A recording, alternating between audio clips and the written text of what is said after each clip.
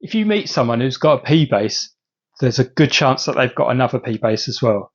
If you look on the uh, gear lists of professionals, it will list P bass 1, P bass 2. Uh, you know, people talk about having a backup bass in case the main one gets stolen or gets hurt. Some people have a cheaper one that they take to some dodgy gigs, which is I find quite amusing. But yeah, I think it's the same with jazz basses as well. Like I do see that even like professionals, they might have a 4 string or a 5 string. They might have a long scale one for pit gigs where they're sat down and they want the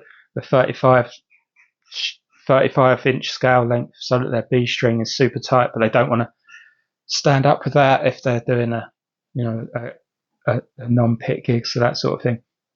Anyway, I, like all of these other people, have 2 P basses.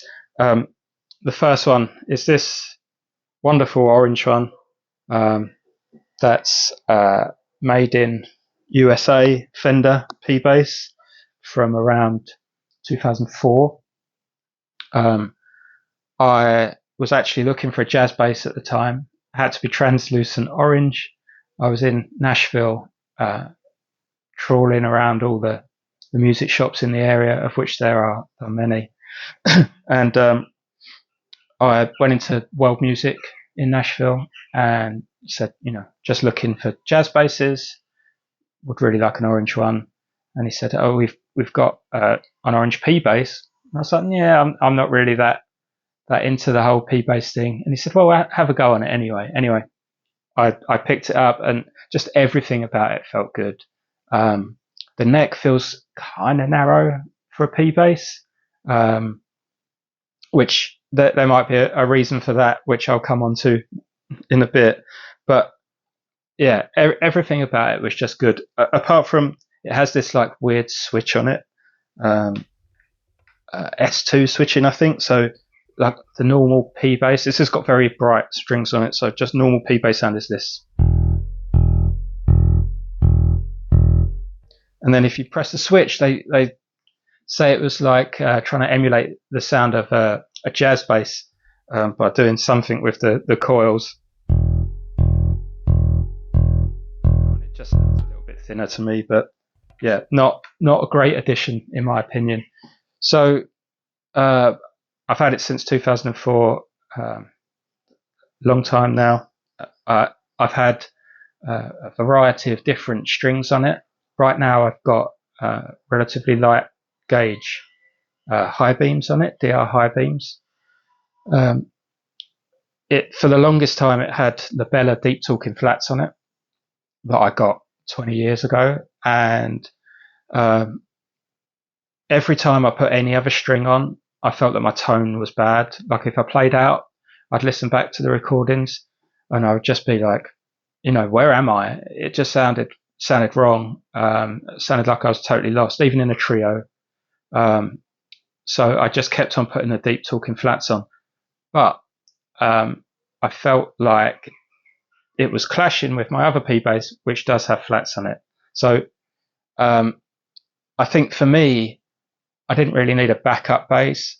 There was no situation where I wasn't going to take my main bass to these dodgy gigs. I don't care. I just look after my stuff. I joke that no one's going to steal anything off me.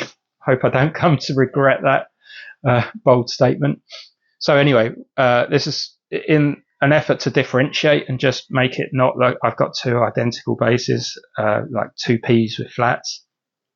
I've gone through different round wound strings, and at one point this was strung B-A-D, so it was like a 5-string without the higher string. I needed some 5-string stuff, needed to have an E flat, low E flat, low C, which I didn't really want a 5-string at the time. I kind of want a 5-string now, but I haven't got one. So, if I ever need to do that, I'll restring this B-A-D. And I've kind of recut the nut for the B string, so it's not ideal running an E string on it now, but it kind of works okay. Okay, P-bass number 2. A little bit different to the other one. Still a P-bass, but slightly older. This is a 1963 Pre-CBS P-bass. The neck was November 62. Pickups were like really early 63. It's a very old refinish, possibly, refinished in 1963. I think that most of the, if not all of the instruments that came into this country were sunburst, and they were refinished by the importers. At the time, I think a lot of them were refinished red for, because of the bands at the time and what was popular. And that's what we've got. It's in reasonable condition. I mean, everything's kind of like the torque guard has shrunk a lot, and the holes kind of don't line up anymore. I was running the ashtray cover right up until recently. I took that off because I've been doing a lot more palm muting, and it was just very difficult with your, if you could only get your hand back to there, it just wasn't the thing. So just being able to get my hand back a bit further was worth doing. It's got a plectrum stuck under there. I play a reasonable amount of plectrum stuff now because of Anthony Jackson. The neck. When I talked about the first bass, and I said the neck felt kind of narrow. That's just a regular, I guess, B profile, C profile neck. This one is a wider one. I think it's a D profile, and it's wider in this dimension, and it's kind of narrower front to back.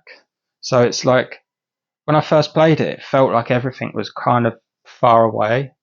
And I had an Aria at the time, an SB1000, which is like a parallel neck with pretty tight string spacing. So playing this was, felt like it was like a real effort to get around the neck. The action was fairly low when I got it. I've raised it quite a bit. Probably going to go up a little bit more. I'm trending towards a higher action nowadays. Shout out Yannick Gwizdala. But yeah, so this has got Tomastic Infeld flat wounds on it. The kind of standard gauges are relatively light, which is one of the reasons I've got the light strings on the other P-bass, was to just try and keep the feels the same. There was something about this that just felt so much better. And so I experimented with the lighter gauges on the rounds, and it made a massive difference. Okay, you've heard all about the basses. This is what they sound like.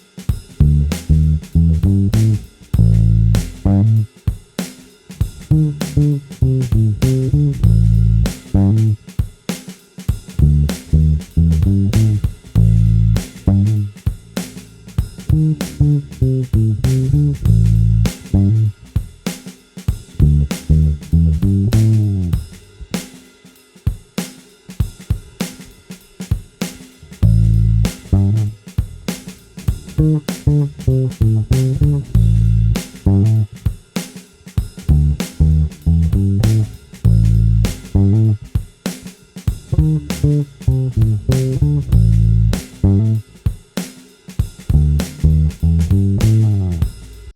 there you go, two P-basses sounding a little bit different. I could live with either of them set up like that. If I just had one, it would probably have flats on it, probably have TI flats on it. I think that if you have something like the deep talking flats, it's very one-dimensional, very one-trick. If I had to keep one of the basses, probably be the old one, just it's cooler. It does that Donny Hathaway live thing that is the sound of bass guitar to my ears. The rounds make me play slightly differently. There's something about that sound, so the hammer-on thing that comes from just playing that with the tone control wide open. Probably wouldn't have done that if I hadn't been playing round wound strings. But yeah, I love them both. I'll continue to use them both, and I'll probably add in more basses to my arsenal. And you never know, there may be another P-bass on its way.